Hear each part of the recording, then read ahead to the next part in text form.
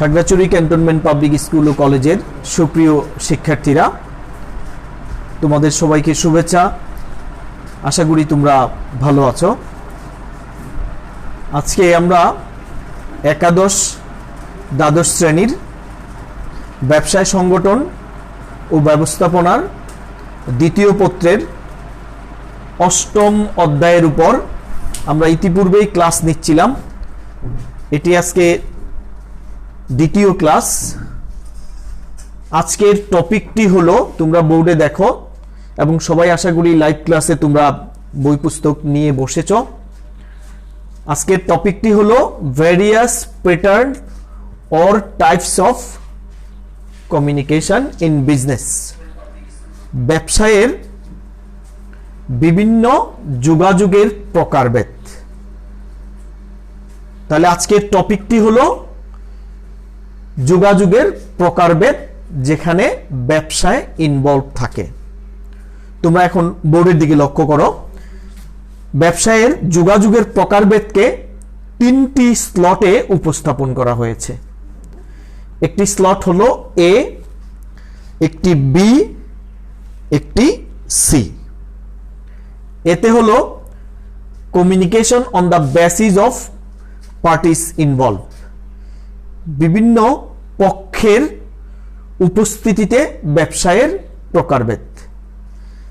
দ্বিতীয়টা হলো B, communication on the basis of formalities, আনুষ্ঠানিকতার ভিত্তিতে যোগাযোগের প্রকারভেদ। And last one, third, C, communication on the basis of others, অন্যান্য ভিত্তিতে যোগাযোগের প্রকারভেদ। It's a very interesting topic. তোমরা সবাই শুনলে তোমাদের ভালো লাগবে। আমরা কিভাবে যোগাযোগগুলি মেনটেন করি একটি প্রতিষ্ঠানে, অথবা একজন ব্যক্তি আরেকজন ব্যক্তির সাথে, একটি প্রতিষ্ঠানের সাথে আরেকটি প্রতিষ্ঠানের, একটি সমাজের সাথে আরেকটা সমাজের, একটি রাষ্ট্রের সাথে আরেকটা রাষ্ট্রের কিভাবে যোগাযোগ হয়, সেই প্রকারভেদগুলি আজকে আমরা দেখব। First of all, A, communication on the basis of parties involve, বিভিন্ন পক্ষের মধ্যে যে যোগাযোগগুলি সংঘটিত হয় সেই যোগাযোগগুলি। দেখো এখানে এইটাকে দুই ভাগে ভাগ করা হয়েছে। একটা হচ্ছে ইন্টারনাল কমিউনিকেশন, আরেকটা হলো এক্সটার্নাল কমিউনিকেশন। ইন্টারনাল কমিউনিকেশনকে আমরা বলি আভ্যন্তরীণ যোগাযোগ। এই আভ্যন্তরীণ যোগাযোগকে আবার দুই ভাগে ভাগ করা হয়েছে। একটা হলো হরাইজন্টাল, আরেকটা হলো ভার্টিক্যাল। হরাইজন্টালের বাংলা হলো সমান্তরাল যোগাযোগ।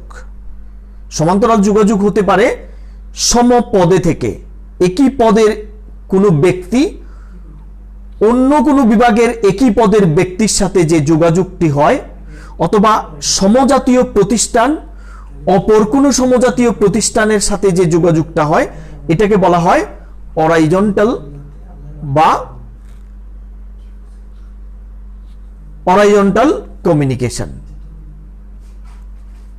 বা সমান্তরাল যোগাযোগ। আশা করি তোমরা বুঝতে পেরেছ। সমান্তরাল যোগাযোগ হচ্ছে সমপর্যায়ের লোকের মধ্যে যোগাযোগটা হবে, সমপর্যায়ের প্রতিষ্ঠানের মধ্যে যোগাযোগ হবে, সমপর্যায়ের সমাজের মধ্যে যোগাযোগ হবে। এটাই হলো হরাইজন্টাল বা সমান্তরাল যোগাযোগ। ইন্টারনাল কমিউনিকেশনের সেকেন্ডটা হচ্ছে ভার্টিক্যাল কমিউনিকেশন, যেটাকে আমরা উলম্ব যোগাযোগ বলি। ভার্টিক্যাল, উলম্ব। তোমরা দেখো এই ভার্টিক্যাল কমিউনিকেশনকে আবার তিনটা ভাগে ভাগ করা হয়েছে। একটা হচ্ছে ডাউনওয়ার্ড কমিউনিকেশন, আরেকটা হচ্ছে আপওয়ার্ড কমিউনিকেশন, আরেকটা হচ্ছে ডায়াগোনাল বা ক্রস কমিউনিকেশন। আমি সংক্ষেপে ডাউনওয়ার্ড লিখছি, বাট এখানে downward communication, upward communication, diagonal or cross communication. Downward communication বলতে বোঝায় নিম্নগামী যোগাযোগ, অর্থাৎ একটি প্রতিষ্ঠানের ঊর্ধ্বতন কর্তৃপক্ষ, পদস্থ কর্মচারী যখন তার অধস্তন বা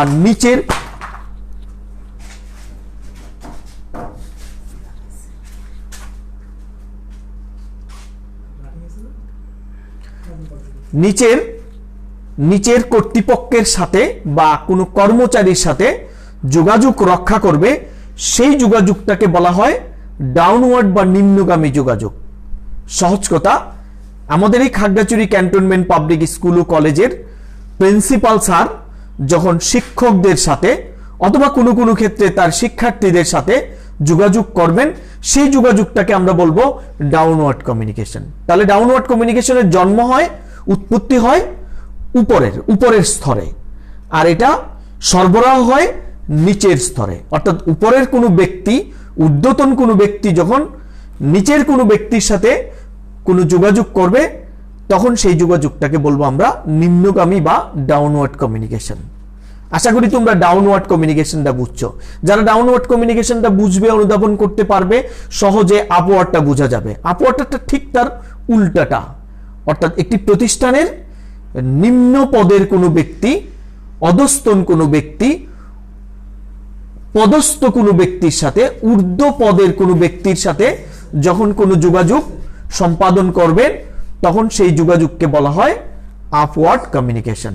অর্থাৎ যোগাযোগের উৎপত্তি স্থল হবে নিচের স্তরে এবং সরবরাহ হবে উপরের স্তরে।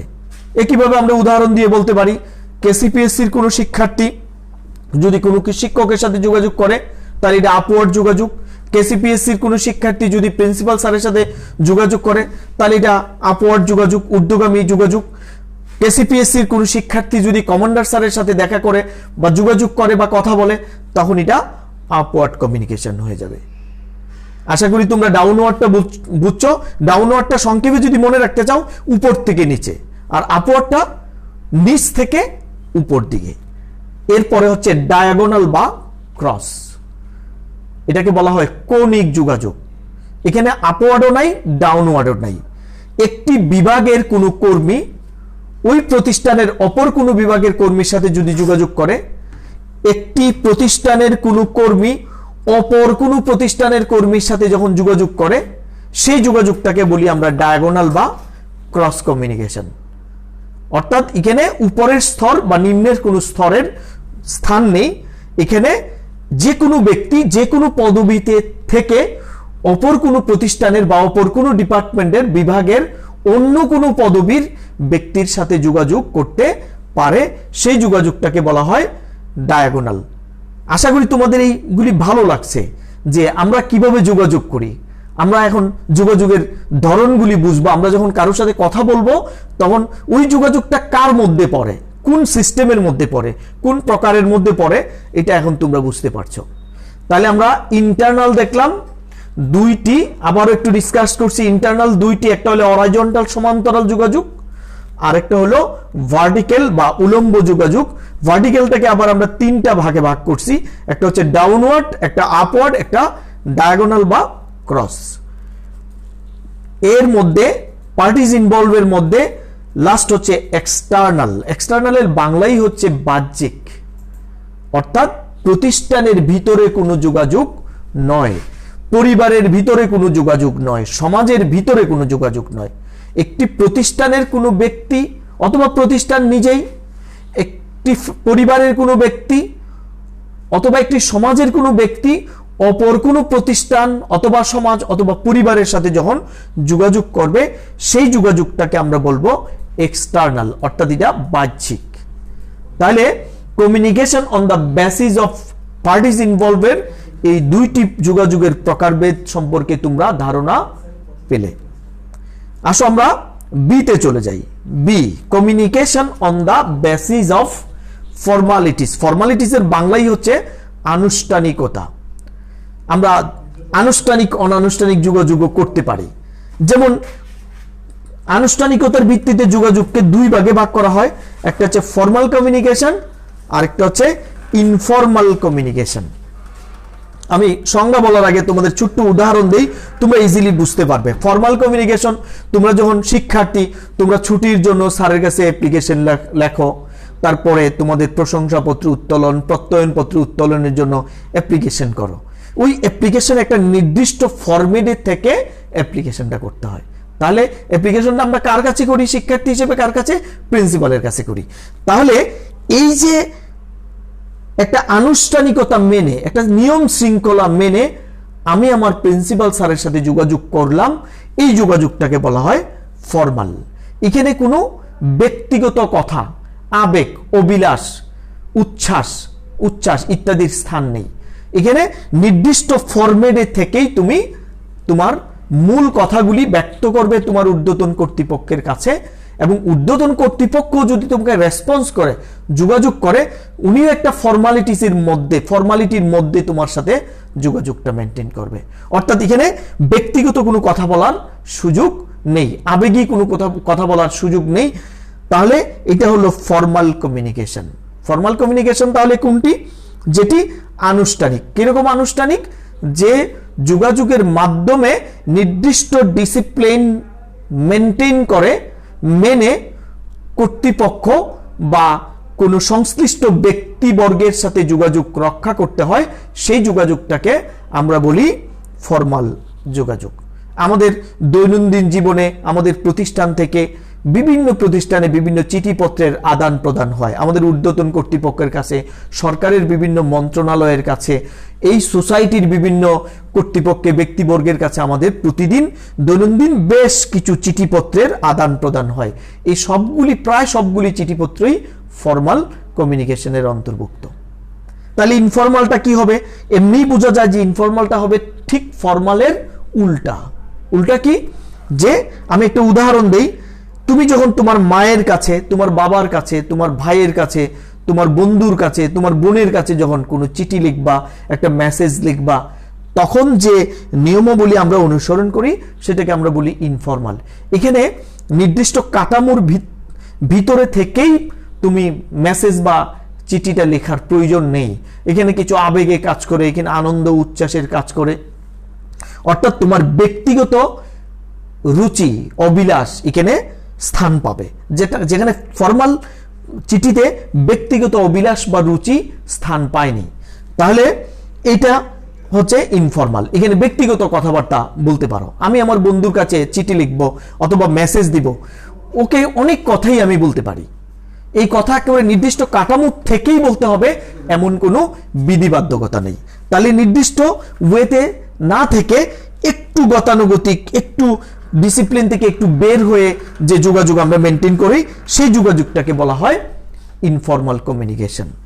তাহলে আমরা এ শিখলাম, বি জানলাম, আমরা এখন সর্বশেষ কমিউনিকেশনটা জানবো, সেটা হচ্ছে সি।